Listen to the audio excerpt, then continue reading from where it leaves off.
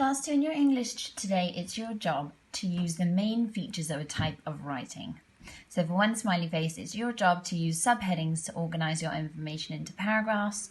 For two smiley faces, it's your job to write most of your sentences as statement sentences. I want lots of interesting facts, and I want you to use a range of conjunctions, please, in your work. Two smiley faces. For three smiley faces, it's your job to include all of the features of our text type for today, and your job for today is to write a non-chronological report. So basically a non-chronological report means that we're going to be organising our information underneath subheadings and into paragraphs rather than making it into time order like it is in a set of instructions. So in a set of instructions, it's really important that you write them down in time order. First, second, third, next, then after that, later, finally. In this text type, it's organised completely differently. It's organised into paragraphs under subheadings, and you can put them in any order you like. Okay? Right. This is an example of a non-chronological report. So these are all the features you need to include in your text today. You have to include a title, a little introduction paragraph, have to include some subheadings. I've suggested 3, but you can always write more if you want to. You have to have your information divided into sections, and you have to use quite a lot of facts. More than that, I want some diagrams in this piece of work, please. Diagrams and maybe pictures as well. So, title, just there at the top. Then an introduction paragraph. Then we've got a little picture. You don't have to include a picture, but I would quite like a picture. Right, then we've got a subheading just there. Then can you see all of that writing there is all about that subheading. So the subheading relates to that paragraph there. All of that information is about the North Pole. The North Pole, okay? Then we've got a paragraph all about Arctic plants. So that information all belongs with that subheading there. That subtitle tells us what we're going to be reading about.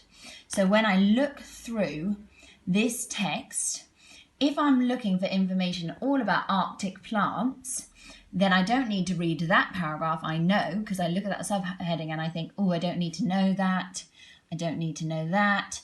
Oh gosh, look, there it is. My subheading tells me about Arctic plants, so now I need to read all of that information, okay? Then we've got one more paragraph, Arctic animals. All of that information is about Arctic animals, okay? You guys could also, if you want to, do a little random facts part, but it needs to have a subheading as well saying random facts, okay? Your job for today is not to write me a non-chronological report, about the Arctic. Your job for today is to write me a non-fiction text all about conservation, all about all of the issues that we read about in this story.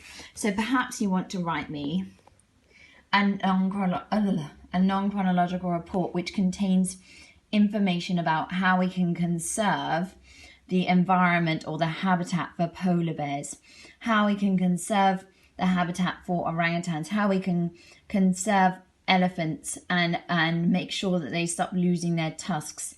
Maybe you want to write it about ocean pollution, which was our reading for today.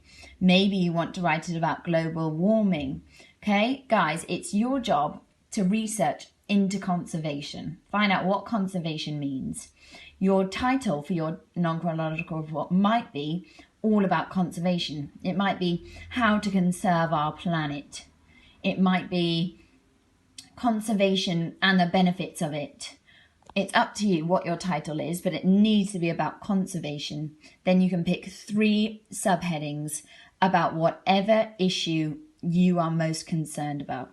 If you're most concerned about the pollution in the ocean, then perhaps that might be one of your issues. When you present your work, I do want it nice and neat, please. I've been seeing lots of amazing non-fiction learning happening in class 2. Lots of really beautiful, neat learning happening in my class, and I'm so proud of you. Keep it up.